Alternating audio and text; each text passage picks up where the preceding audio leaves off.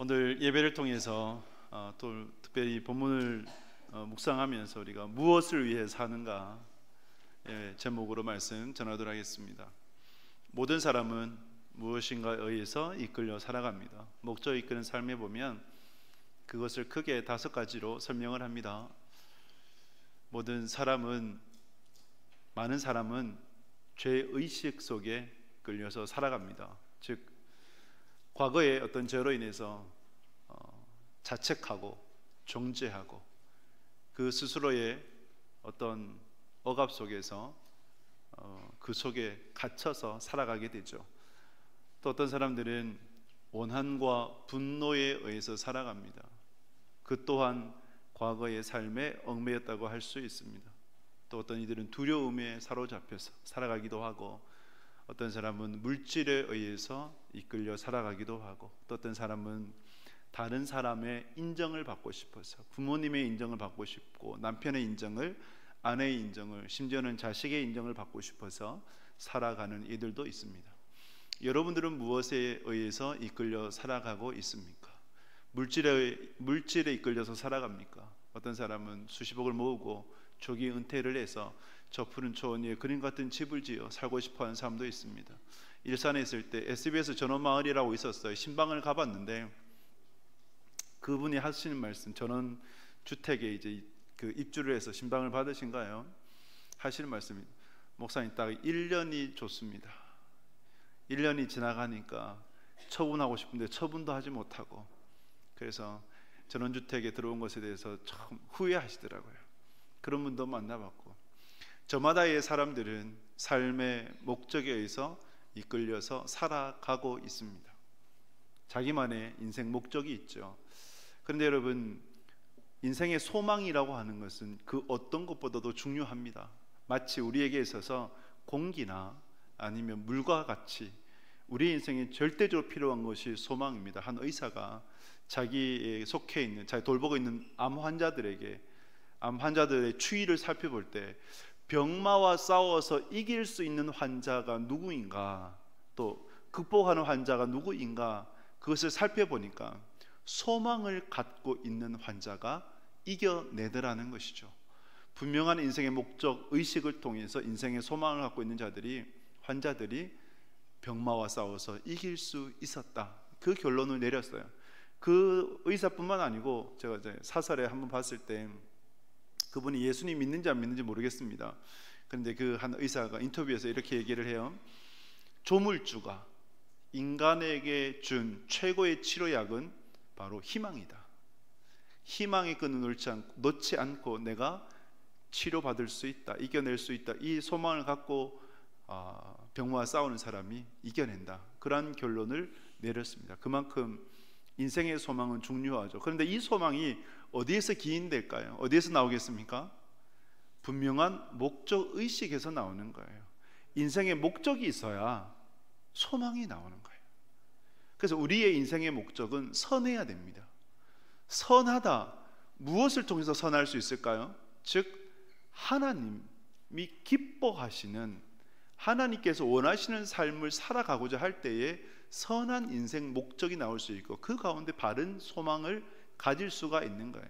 여러분, 성경을 읽어보면 우리가 하나님 앞에 갔을 때 천국에서 하나님께서 우리에게 물으실 2가지가 있습니다. 뭔지 아세요? 하나님께서 우리에게 물으시는 2가지.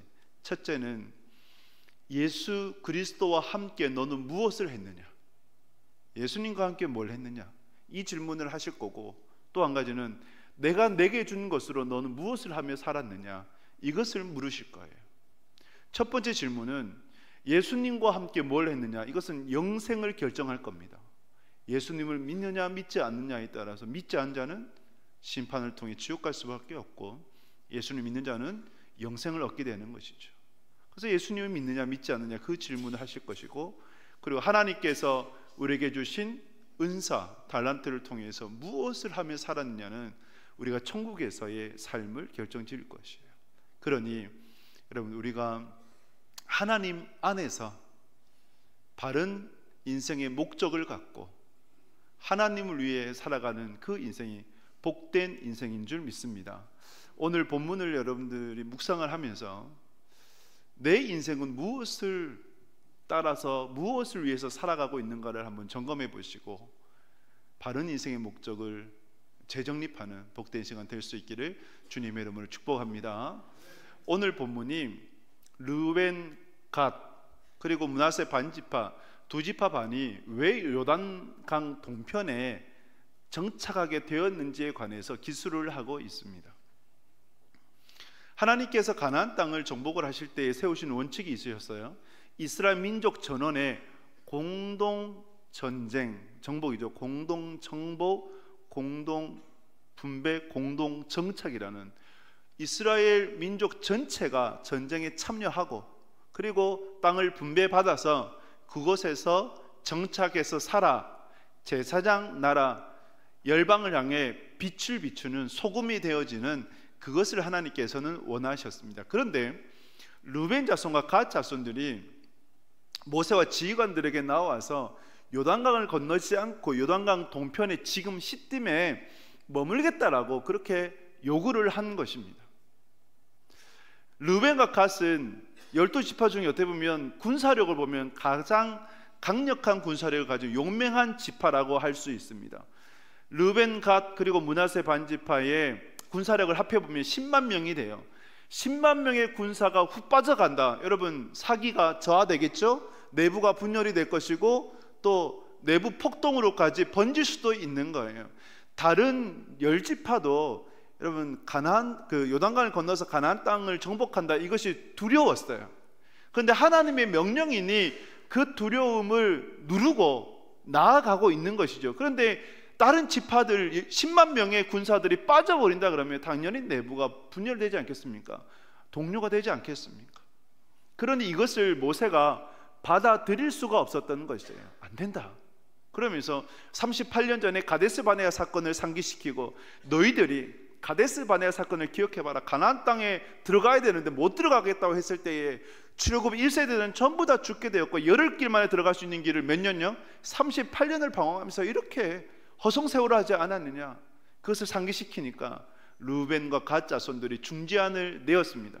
세 가지를 내게 되는데 먼저는 요단강 동편에 자식들을 위해서 그리고 가축들을 위해서 성읍을 건축하게 해달라. 안전하게 지낼 수 있도록 그렇게 성읍을 건축한 후에 그들이 두 번째로 제안한 것이 요단강을 건너서 가나안 땅 정복 전쟁에 참여하겠다. 참여해서 정복할 때까지 이곳으로 돌아오지 않겠다. 세 번째는 요단강 건너편에 있는 땅을 기업으로 받지 않겠다. 우리는 이것으로 족하다. 이 세 가지를 제안하게 됩니다. 모세가 그 중재안을 받아들이고 허락을 해 주게 되었습니다. 그런데 이런 이들의 요구 속에 르우벤과 갓 자손들의 요구에 담겨져 있는 그들의 인생의 원동력을 보게 돼요. 그들이 무엇을 위해서 살아가고 있는지를 보게 되는 것이죠. 이것은 비단 오늘을 살아가는 저와 여러분들과 별 다를 바가 없었습니다. 없는 것이었습니다. 그래서 이들의 요구를 여러분들이 살펴보면서 과연 나는 무엇을 위해서 살아가고 있는가를 한번 살펴보시고 하나님께서 주시는 말씀 깨닫는 복된 시간 꼭 될 수 있기를 축복합니다. 세 가지로 보고자 하는데 먼저 우리 1절 말씀 32장 1절 같이 읽습니다. 르우벤 자손과 갓 자손은 심히 많은 가축대를 가졌더라. 그들이 야셀 땅과 길르앗 땅을 본즉 그것은 목축할 만한 장소인지라. 아멘. 이스라엘 민족은 유목민이었습니다. 그죠? 유목민에게 가장 중요한 것은 뭘까요? 재산 1호가 뭐겠습니까? 가축이죠. 가축이 제일 중요합니다.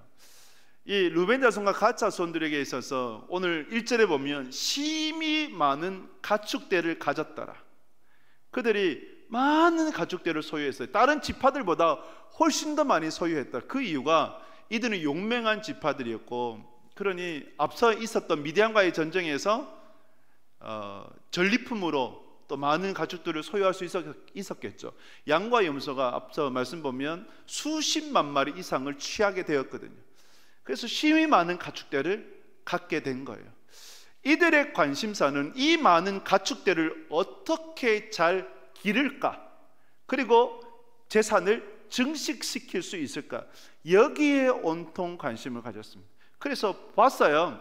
땅을 보니까, 땅을 본즉 이란 단어 속에 르우벤 자손, 갓 자손이잖아요. 르우벤의 뜻이 아들을 보라거든요. 어감이 비슷하지 않습니까? 땅을 보니 아들을 보라. 그래서 땅을 보니까 지금 이들이 살고 있는 이들이 보고 있는 야셀 땅과 길로아 땅은 저지대예요. 그리고 물이 풍부해요. 수목이 우거져 있어요.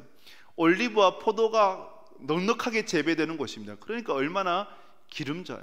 그래서 이곳이 너무 좋아 보인 거예요. 그래서 이곳은 자신이 갖고 있는 힘이 많은 가축대로 충분히 목축할 수 있는 장소니까 여기를 달라라고 얘기했던 거예요. 지금 이들의 눈에 뭐만 보여요? 육의 것만 보이는 거예요. 내가 갖고 있는 이 힘이 많은 가축대, 즉 내 재산을 어떻게 잘 지키고 이 재산을 불려가지고 자자손손 천대만대 내 자손들이 잘 먹고 잘 살까? 눈앞에 보이는 이익만을 따르는 인생이 되는 것이죠. 이 르벤과 갓 자손을 생각을 하는데, 말씀을 묵상을 하는데 한 사람이 떠올라요. 그 사람은 아브라함의 조카 롯이었습니다. 창세기 13장 10절 같이 읽겠습니다. 창세기 13장 10절. 이에 롯이 눈을 들어 요단 지역을 바라본즉 소알까지 온 땅에 물이 넉넉하니 여호와께서 소돔과 고모라를 멸하시기 전이었으므로 여호와의 동산 같고 애굽 땅과 같았더라. 아멘. 롯이 눈을 들어 보니까 뭐가 보여요? 소알이 보였어요. 이게 어떤 배경이냐? 아브라함의 소유도 너무 많아지고 롯의 소유도 너무 많아지니까 이제 더 이상 아브라함과 조카 롯이 함께 할 수 없었어요. 그래서 아브라함이 제안했죠. 네가 우하면 내가 저하고 네가 저하면 내가 우하겠다. 이 제안을 하니까 롯이 먼저 선택을 한 거예요. 선택을 해서 소알을 바라봐요. 소알이 벨라라는 지역이고 소돔과 고모라, 여러분 잘 아시는 그곳이 여러분 어떤 땅이었어요? 먹고 살기 좋은 땅, 마치 물이 풍부해서 애국과 같고 에덴 동산과 같았던 그곳. 그래서 먹고 살기에 좋은 땅이에요. 롯의 선택의 기준은 뭡니까? 먹고 살기에 좋은 땅이 선택의 기준이었어요.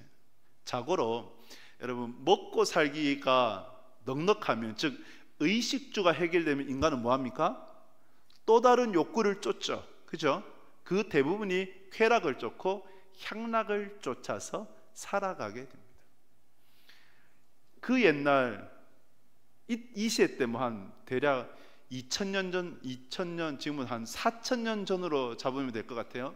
4000년 전에 소돔과 고모라만이 여러분 쾌락에 젖어 있었던 것이 아니라 오늘날도 마찬가지 아닙니까? 잘 사는 나라의 대표적인 그 죄악들 보게 되면 동성애예요. 미국의 샌프란시스코가 얼마나 잘 삽니까? 그런데 그것은 동성애의 천국이에요. 호주의 시드니나 이런 데 가보면 동성애 만연합니다. 그러니 인간의 죄악이 얼마나 하늘에 치닫는가를 보게 되는 것이죠. 롯의 선택이 준 먹고 살기에 좋은 땅이었어요. 그러면 롯이 소돔과 고모라가 죄악의 땅인지 알았겠습니까? 몰랐겠습니까? 알았어요. 왜냐하면 소돔이란 뜻이 남색하는 자, 즉 동성애자들이란 뜻이 되어지기 때문에 그만큼 얼마든지 소문을 들었었어요. 근데 롯이 착각했죠. 인간은 착각하거든요. 나는 달라. 그렇지 않을까요? 나는 구별될 수 있어. 나는 견뎌낼 수 있어. 나는 환경에 전염되지 않을 수 있어. 물들지 않을 수 있어. 이런 생각을 갖습니다. 그런데 대부분의 인간들은, 대부분의 사람은 환경에 잠식이 됩니다. 영향을 받아요. 그래서 환경에 따라서 삶이 달라질 수밖에 없어요. 그래서 환경이 중요한 거죠. 롯이 왜 환경에 잠식되었다라고 결론 짓냐면, 두 천사가 롯에게 찾아갔을 때 동네 불량배들이 와서 그 자들을 내어달라, 우리가 상관하리라, 즉 동성애하리라라고 얘기합니다. 이때 롯이 어떤 제안합니까? 내게 남자를 알지 못하는 그 딸 둘이가 있으니까 내가 내어줄 테니 너희 마음대로 행해라. 여러분, 아버지가 어떻게 이런 말을 합니까? 그리고 어떻게 이런 제안을 할 수 있어요? 그만큼 롯도 그런 쾌락 문화에 빠져 있었다라는 것을 볼 수 있는 단적인 증거가 되죠. 루벤 자손과 갓 자손 그리고 롯을 보게 되면 그들의 공통점이 있죠. 뭡니까? 심이 많은 가축대가 있었어요. 심이 많은 가축대, 심이 많은 재산으로 인해서 그들이 이 재산을 어떻게 지켜나갈까? 그래서 그들의 삶을 이끌어가는 것은 뭡니까? 물질이었던 거예요. 눈앞에 보이는 당장의 이익. 그러게 여러분, 우리가 부하고 싶잖아요, 그죠? 부유하고 싶어요. 이 부유함이 진짜 복이 되겠습니까? 하나님 안에서의 부는 복이지만 하나님을 떠난 부는 오히려 그 사람에게는 저주가 되고 독이 돼요. 루벤과 갓에게는 저주가 되었어요. 롯도 마찬가지였습니다. 롯이 아브람과 함께 있어야 되는데 아브람을 떠나니까 그 죄악에 그대로 노출되고 소돔과 고모라는 불탈 수밖에 없었던 거예요. 신앙은 현상이 아니라 신앙은 해석입니다. 할렐루야. 신앙은 눈앞에 보이는 것이 전부가 아니에요. 그것을 어떻게 해석하느냐, 믿음으로 어떻게 해석을 하고 말씀으로 어떻게 해석을 하느냐가 달라지는 거예요. 육의 눈으로만 바라보면 세상의 것을 쫓아요. 그런데 영의 눈으로 바라보면 하나님을 쫓고 하나님의 말씀을 따라서 걸어가게 되는 거예요. 여러분들은 무엇을 보며 살아가고 계십니까? 눈앞에 보이는 이익만을 당장 따르지는 않습니까? 여러분들이 이사하는데, 집을 고르는데 최우선 순위가 뭡니까? 부동산 시세가 어떻게 될 것이고 내가 이 집을 사면 오를까 안 오를까, 이것이 1번입니까? 아니면 내 자녀의 학군이 1번입니까? 부끄럽게도 사역자, 목회자가 사역지를 정할 때도 그러한 지역을 선택을 하고 생각을 하고 내 자녀가 공부하는데 어떨까, 이것을 우선순위로 고려하는 사람들을 만나봤었어요. 목회자 이러한데 여러분들은 어떠하시겠습니까? 부끄러운 거죠. 근데 제가 신방하면서 정말 감동받는, 오히려 제가 은혜 받은 때가 있었어요. 어떤 분을 신방을 하는데 그러시더라고요. 이사를 해야 되는데 보통 이사를 하면 집을 정하고, 그죠? 교회를 정하지 않습니까? 근데 그분은 교회를 먼저 정했대요. 그 다음에 이 교회와 함께 신앙생활 잘할 수 있는 집을 선택을 한 거예요. 우선순위가 바르지 않습니까? 바른 거예요. 그래서 여러분들의 인생의 방향, 여러분들의 삶을 이끌어가는 그 원동력이 하나님이 될 수 있기를 주님의 이름으로 축복합니다. 눈앞에 보이는 당장의 이익만을 따르지 마십시오. 야고보서 4장 13절에서 이렇게 말씀을 해요. 그러므로 선을 행할 줄을 알고도 행하지 않으면 그것은 죄니라 라고 말씀을 합니다. 선, 즉 하나님이 기뻐하시는 것이 무엇인지 알매도 불구하고 그것을 따르지 않으면, 순종하지 않으면 그것은 죄가 됩니다. 하나님의 선하심을 알고 그 선하심에 순종하며 살아가는 복된 믿음의 사람 될 수 있기를 주님의 이름으로 축복합니다.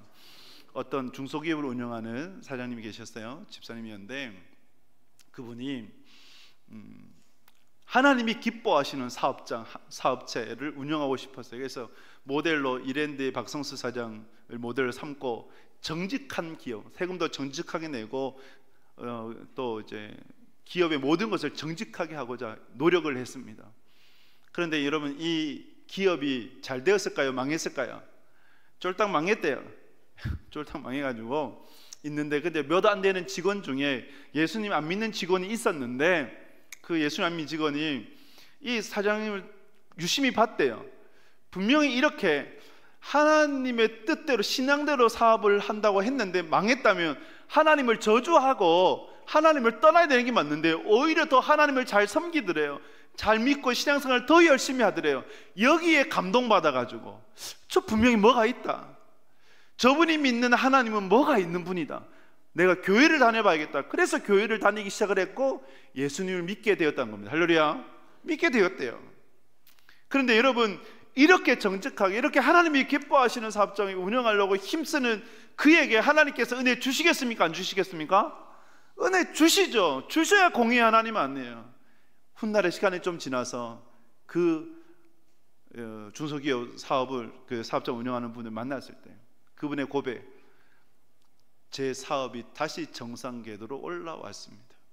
지금 순조롭게 잘 되고 있습니다. 그 고백을 하는 거예요. 미국에 케네디 가문이 있어요. 이 케네디 가문의 가훈이 뭐냐? 성공의 척도는 돈이 아니다. 어떤 종류의 가문을 만드는 것이다. 그것을 모토로 삼습니다. 우리의 성공의 척도가 돈이 아니길 축복합니다. 하나님의 선을 행할 수 있기를 축복합니다. 이것이 우리의 삶의 원동력이 되어야 합니다. 두 번째로, 르벤과 갓자손을 통해서 우리가 보는 인생의 원동력을 보게 되면 3절 4절 말씀, 32장 3절 4절 같이 읽겠습니다. 아다롯과 디본과 야셀과 니무라와 헤스본과 엘르알레와 스밤과 느보와 부온 곧 여호와께서 이스라엘 종 앞에서 쳐서 멸하신 땅은 목축할 만한 장소여 당신의 종들에게는 가축이 있나이다. 아멘. 여러분, 4절에서 분명히 나타나는 것이 뭐냐면, 왜 르벤 자손과 갓 자손이 요단강 동편을 요구했는가라는 거예요. 요구했는가? 왜 요구했을까요? 여호와께서 쳐서 멸하신 땅, 여호와께서 쳐서 멸하신 땅, 즉 이 땅은 전쟁을 할 필요가 없지요. 왜냐하면 하나님께서 이미 쳐서 그 대적들 다 물리치실 땅이니까 수고할 필요가 없는 거예요. 노력할 필요가 없는 거예요. 희생을 치를 필요가 없는 거예요. 이미 잘 차려진 밥상이에요. 뭐만 올리면 돼요? 내 숟가락만 올리면 돼요. 수고도 노력도 할 필요가 없는 그 땅을 취하기를 원했던 거예요. 적과 꿀이 흐르는 목축할 만한 장소이기에 또한 거기에 더해서 전쟁할 필요도 없는 이미 정복한 땅이니까 얼마나 좋습니까? 그것이 르벤과 갓의 인생 원동력이었다는 거예요. 여러분들도 이러하지 않습니까? 수고하기 싫고 노력하기 싫고 애쓰기 싫고 좀 지름길로 편하게 살고 싶지 않습니까? 그래서 개미와 배짱이, 여러분 개미가 되고 싶습니까? 배짱이가 되고 싶습니까?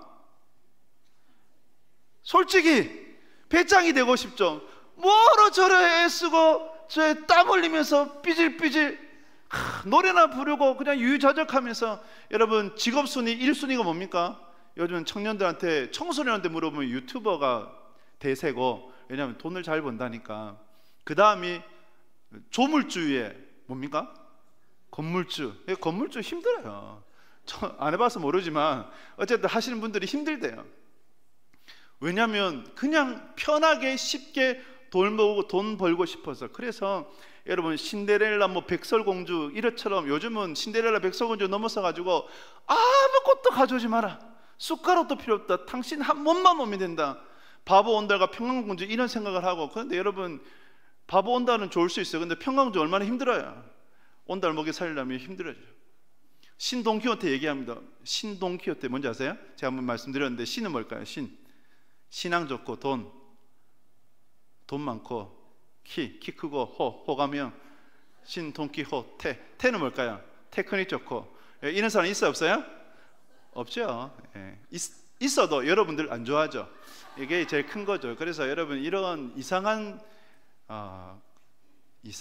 꿈을 꾸지 마시고. 제가 이제 서울에서 사역할 때였는데, 그때가 한 2006, 7년도에 로또 나온 지 얼마 안 될 때였는데, 제가 사역했던 교회 바로 옆에 로또 소위 말해서 명당이 있었어요. 그 당시 때만 해도 한 1등이 한 7번 정도, 얼마 되지 않았을 때인데, 여러분 안 믿을까 싶어서 사진 한번 보여드릴게요. 사진 한번 떼주세요. 여기 지금 이제 1등이 한 번에 2명이 당첨된. 그래서 44번 45번 최근에 제가 조사해 보니까 1등이 49번째 됐대요. 이 한 장소에. 여기는 해외까지 제가 한번 가봤거든요. 사러 간 게 아니고, 제가 로또 사면 1등 될까 싶어서 안 사는데 해외까지 택배로 보내준대요. 그만큼 얘가. 근데 토요일이 되면 어떤 일이 벌어지냐? 줄 서요. 차도 줄 서고 사람도 줄을 서요. 왜 여기 로또를 살까요? 제가 로또 사는 게 죄라고 말씀드리지 않아요. 로또 팔 수도 있고, 어떤 분이 묻더라고요. 로또 팔아도 됩니까? 팔아도 되죠. 로또 사도 됩니까? 사도 되죠. 왜? 국가가 세운 합법적인 것이고, 그것이 여러 가지 또 복지도 쓰여지니까. 그런데 과하면, 그죠? 중독이 되면 로또로 인생 역전에 쉽고 편하게 인생 역전을 만들려고 하면 그것은 하나님께서 기뻐하시지 않는 거죠. 그래서 여러분, 우리가 로또로 인생 역전을 하려고 하지 마시고 하나님으로 말미암아 인생 역전을 이루어 가실 수 있기를 주님의 이름으로 축복합니다. 한 분이 그러시더라고요. 목사님, 제가 로또를 사면 한 주가 행복합니다. 로또를 사는 순간 꿈을 꾸죠.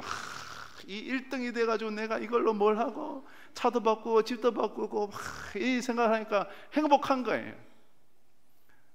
그런 행복을 꿈꾸지 마시고 도구 드림 받게 되지 않습니다. 그래서 하나님으로 인해서 진정한 행복을 꿈꾸는 여러분 될 수 있기를 주님의 이름으로 축복합니다. 데살로니가후서 3장 10절에서 이렇게 말씀을 해요. 같이 읽습니다.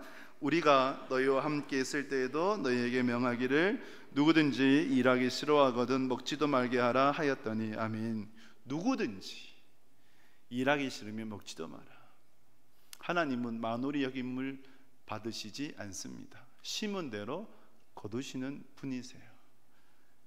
여러분들이 최선의 씨앗을 뿌려 하나님께서 그 위에 은혜를 주셔서 상상할 수도 없는 놀라운 그 열매를 거둘 수 있기를 주님의 이름으로 축복합니다. 마지막으로 르벤과 갓 자손을 통해서 우리가 바라보는 인생의 원동력, 우리 5절 말씀 같이 읽습니다. 또 이르되 우리가 만일 당신에게 은혜를 입었으면 이 땅을 당신의 종들에게 그들의 소유로 주시고 우리에게 요단강을 건너지 않게 하소서. 아멘. 여러분, 르벤과 갓 자손이 모세에 나와서 하는 얘기가 은혜를 입었으면, 즉 은혜를 베풀어 주셔서 요단강을 건너지 않게 하소서, 이 요구를 합니다. 르벤과 갓 자손이 하나님의 뜻을 압니까 모릅니까? 하나님의 뜻을 알죠. 하나님의 뜻은 가나안 땅을 정복을 하고 정착해서 하나님 나라를 세우는 것이 하나님의 뜻이었어요. 분명히 알아요. 아는데, 그런데 하나님의 뜻보다 뭐가 더 우선시 되는 거예요? 자신의 안위가 우선시 되는 거예요. 하나님의 뜻을 알면서도 자기 눈에 좋은 대로, 자기에게 편한 대로, 자기가 원한 대로, 자기 생각대로 이것을 원했던 이들이 바로 르벤과 갓 자손이에요. 그러면 이들의 인생 원동력은 뭡니까? 하나님의 뜻보다 자신의 안위가 인생의 원동력이었어요. 여러분들의 인생의 원동력이 무엇입니까? 하나님의 뜻을 알면서도 하나님의 뜻보다 여러분들의 안위를 쫓지 않습니까? 영화 중에 극한 직업이라는 영화가 있습니다. 여러분들 한 번씩 보셨죠, 그죠? TV 틀면 하더라고요. TV 틀면 하여튼 엄청 자주 해요.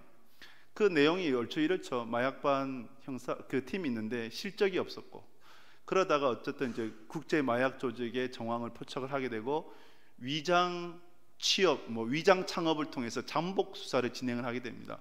어쩌다가 통닭을 만들어요, 그죠? 통닭을 만드는데 그 형사 중에 한 사람이 30년째 갈비집을 운영하는 그 집의 아들이고, 그래서 그 갈비 양념 비법 갈비를 개발을 해서 우연찮게 수원 왕갈비 통닭이라는 것을 만들게 됩니다. 그러다가 어쨌든 판매를 했는데 어떻게 됐어요? 대박이 났죠. 그래서 원래 목적은 위장에서 잠복 수사인데, 그런데 범인을 잡는 것은 뒷전이고 이제는 돈 버는 맛에 빠져가지고 돈 버는데 급급을 하게 됩니다. 이때 아주 유명한 대사가 있죠. 뭡니까? 닭을 잡을 것인가, 범인을 잡을 것인가. 근데 이게 우리에게 주시는 말씀 같지 않아요? 닭을 잡을 것인가, 범인을 잡을 것인가, 하나님을 쫓을 것인가, 세상을 쫓을 것인가, 하나님의 사명을 쫓을 것인가, 아니면 세상의 부귀영화를 쫓을 것인가. 그래서 예수님께서 40일 금식하신 후에 성령에 이끌려 시험 받으셨을 때 그것을 시험 받으셨잖아요, 모델로. 그래서 떡덩이 높은 곳에서 떨어지고, 그리고 하늘의 부귀영화를 보여주면서 저람 내가 다 주겠다. 그래서 예수님께서 몸소 보여주신 것 아닙니까? 여러분들은 지금 무엇을 붙잡고 살아가십니까? 제가 이번 주에 이제 새벽기도 드리는데 그냥 하염없이 울었어요. 그냥 눈물이 나더라고요. 내 인생이 중요한 것이 뭔가? 나는 과연 무엇을 붙잡고 있는가? 나는 무엇을 위해서 지금 이렇게 살아가고 있는가? 그 생각을 하는데 그냥 눈물이 툭툭 떨어져요. 여러분들 무엇을 위해서 살아갑니까? 여러분들 인생에 중요한 것이 무엇입니까? 야고보서 4장 14절에서 우리에게 이렇게 가르쳐줘요. 4장 14절 말씀 같이 읽습니다. 내일 일을 너희가 알지 못하는도다. 너희 생명이 무엇이냐? 너희는 잠깐 보이다가 없어지는 안개니라. 아멘. 내일 일을 너희가 알지 못하는도다. 여러분들 1분 1초 후의 일들을 알 수 있습니까? 알 수 없어요.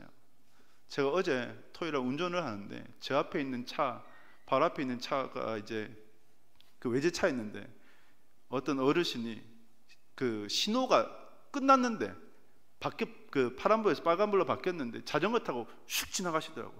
그러니까 앞에 있는 차가 출발하죠. 부딪혔어요. 크게 다치지 않았는데 어쨌든 자전거 타셔 넘어지시더라고요. 그러니까 우리가 1분 1초를 알 수 없다는 거예요. 내일 일을 너희가 알지 못하는도다. 너희 생명이 무엇이냐? 생명이 뭡니까? 안개와 같다. 새벽에 끼었다가 그냥 해가 뜨면 거칠 수밖에 없는 그 안개밖에 되지 않는다. 그래서 우리의 인생에 중요한 것이 무엇이냐라는 것이죠. 그래서 여러분은 헛된 것을 쫓으면 안 돼요. 물질을 쫓거나 두려움에 쫓기거나 죄의식에 원한과 분노에 사로잡혀서 다른 사람한테 인정받고 싶어서 갓과 루벤처럼 눈앞에 보이는 당장의 이익만을 따르고 내 재산을 얼마나 증식시킬 것인가 여기에 혈연이 되어서 내 처자식에 사로잡혀가지고 그렇게 인생을 살아가면 여러분 그 인생은 솔로몬이 고백하는 것처럼 헛되가 없더니 모든 것이 헛되다라는 이 고백밖에 남지 않습니다. 헛된 인생밖에 되지 않아요. 그래서 내 인생에 내가 무엇을 위해서 살아갈까? 이것이 너무나 중요한 것이죠. 미국에 정말 미국을 움직이는 그런 대통령 고위 공직자를 다수 배출한 학교가 있습니다. 사학 명문인데 필립스 아카데미라는 사학이에요.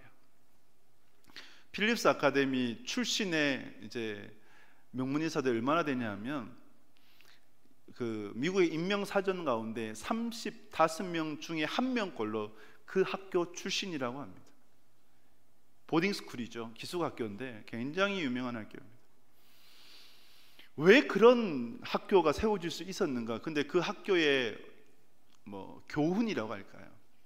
그 학교의 설립 이념이 뭐냐면 Not for self입니다. 즉 자신을 위해서 살지 마라. 사회를 위해서 살고 국가를 위해서 살고 더 나아가 하나님을 위해서 살아라. 나를 위해서 사는 삶은 인생 동력이 그렇게 크지 않아요. 그런데 사회를 위해서 국가를 위해서 하나님을 위해서 살고 싶다 이렇게 되면 인생의 동력에 큰 힘을 받게 됩니다. 그래서 거기에서 나온 이들이 졸업한 이들이 물론 다는 아니겠죠. 그런데 사회를 위해서 살고 싶어하고 국가를 위해서 살고 싶어하고 하나님의 영광을 위해서 살고 싶어하고 아직까지 미국이 건재한 이유가 뭡니까? 그러한 사람들이 하나님의 사람들이 존재한다는 거예요. 제 이제 그 성회도 목사님 자녀도 이제 그런 학교의 출신인데요. 그가 이제 그 의사예요. 연봉이 한 7억 8억 정도가 됩니다. 근데 연봉이 그 정도 받으면 세금 얼마 내냐면 한 4억 정도 낸대요. 4억 5억 정도 60% 70%까지 낸대요. 우리 생각하면 아깝죠. 그렇게 아까워 이렇게 생각하는데 근데 그 자매를 만나서 얘기를 듣는데 깜짝 놀랐어요. 뭐라 얘기하냐면 세금을 더 내고 싶대요. 훨씬 더 많은 세금을 내고 싶고 내가 이 세금을 통해서 국가에 더 이바지하고 싶다. 이것이 바로 스피릿의 차이구나, 마인드의 차이구나, 교육의 차이구나, 그것을 느꼈어요. 왜냐하면 자기도 장학금으로 그 학교를 다닐 수 있었고 대학교까지 다닐 수 있었으니까 내가 받은 혜택을 다른 사람한테 환원시켜주고 싶다. 이 마인드가 그 자매의 마음이었어요. Not for self예요. 사회를 위해서 하나님 위해서 살고 싶어하는 그것이 그 학교의 이념이에요. 이것을 하나님은 우리에게 먼저 보여주셨죠. 요한복음 3장 16절 하나님이 세상을 이처럼 사랑하사 독생자를 주셨으니 이는 그를 믿는 자마다 멸망치 않고 영생을 얻게 하려 하십니다. 하나님은 하나님 자신을 내어주셔서 우리를 구원해 주셨어요. 우리는 그것을 컨페션이라고 부르지요. 함께 고통을 나누는 우리의 인생을, 우리의 삶의 방향성을 어떻게 정해야 될까요? 하나님 우리에게 보여주신 것처럼, 하나밖에 없는 아들을 내어주신 것처럼 우리도 컨페션으로, not for self로 살아가야 되는 거 아니겠습니까? 그래서 여러분들이 자녀들이, 여러분들 손주들에게 더 이상 이렇게 말하지 마세요. 공부해서 남주냐, 열심히 공부해라, 이런 말씀하지 마세요. 오히려 이렇게 말씀하실 수 있어야 되죠. 공부해서 남줘라. 할렐루야. 뭐 아멘이 없는데, 공부해서 남주는 인생이 복된 거예요. 공부해서 남주는 인생은요, 하나님께서 더 큰 은혜를 주십니다. C.S. 루이스가 했던 그 말, 하늘의 것을 구하면 하나님은 하늘과 땅의 것을 모두 주시고, 반대로 땅의 것을 구하면 하나님은 하늘과 땅의 것 모든 것을 주시지 않는다. 믿으세요? 이것을 믿으실 수 있기를 주님의 이름으로 축복합니다. 하늘의 것을 구하실 수 있기를 바랍니다. 말씀을 맺습니다.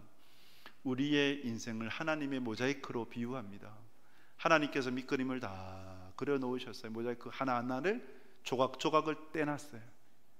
그 조각조각을 붙이는 사명은 누구에게 있을까요? 내게 있어요. 여러분들에게 있어요. 하나님께서 정하신 위대한 그림에, 그 마스터 플랜에 여러분들의 한 조각 한 조각을 끼워 나아가시면 되는 거예요. 그런데 헛된 인생의 목적을 쫓아, 세상의 것을 쫓아 나가면 절대 그 모자이크 채울 수가 없어요. 조각을 채울 수 없어요. 하나님의 영광을 위해서 살아갈 때, 하나님의 뜻을 따라 나아갈 때 그 조각들을 채울 수 있을 줄 믿습니다. 여러분, 이 르벤 자손, 갓 자손, 므낫세 반지파, 두 지파 반이 요단강 동편에 정착했지 않습니까? 이들이 훗날에 어떻게 되었을까요? 어떻게 되겠습니까? 그들의 뜻과 그들의 바람대로 되었겠습니까? 아니요, 안 됐어요. 예루살렘과 멀어지니까 영성이 더 쇠퇴하고 더 타락되어지고 하나님과 더 멀어지게 됩니다. 그래서 가장 빠르게 우상 숭배화가 된 지역이 요단강 동편이에요. 그리고 여러분, 내가 보기에 좋은 땅이면 다른 사람들이 보기에도 좋은 땅 아니겠습니까? 탐나는 땅이죠. 그래서 그 주변에 아람, 모압, 암몬 이런 사람들에게, 이런 이제 나라들에게 끊임없이 공격을 당하고 침략을 당했다. 결국은 아수르에 의해서 가장 빨리 망한 땅이 바로 이 요단강 동편이 돼요. 결국 망해요. 그래서 우리가 세상을 쫓아 살아가면 결국 망합니다. 하나님을 쫓아 살아가는 인생이 복된 줄 믿습니다. 여러분들의 인생의 원동력이 여호와 하나님이 되시고 하나님 나라와 의를 구함을 통해서 그 모든 것들이 더해지는 그러한 은혜 복을 누리는 복된 인생 될 수 있기를 주님의 이름으로 축복합니다. 우리